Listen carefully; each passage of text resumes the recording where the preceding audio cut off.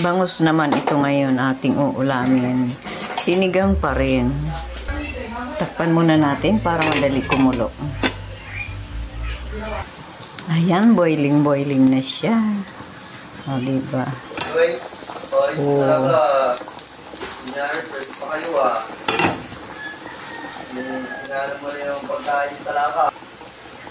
Konti lang muna ang ating asin. Lagay na natin ang ating kangkong. Yan. Todo na yan. Walang labanos. Kulang yung aking inutusan. Hindi kasi marunong. Pero okay na yan.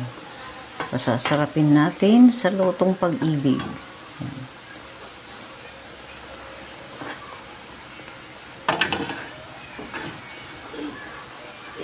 Lagay na rin natin yung ating sili. Green.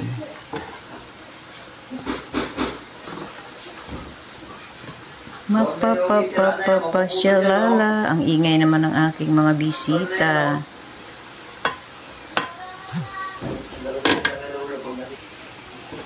Ini-English mo yung kalaro mo, hindi man marunong.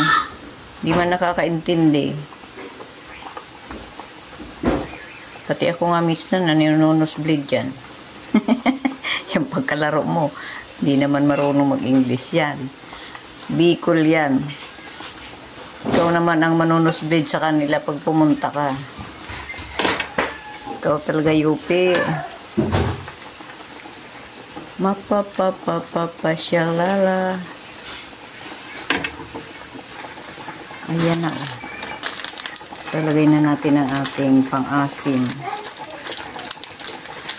Only Nor sinigang.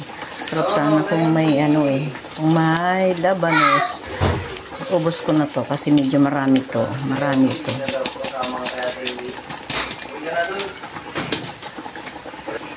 O, diba? Yum.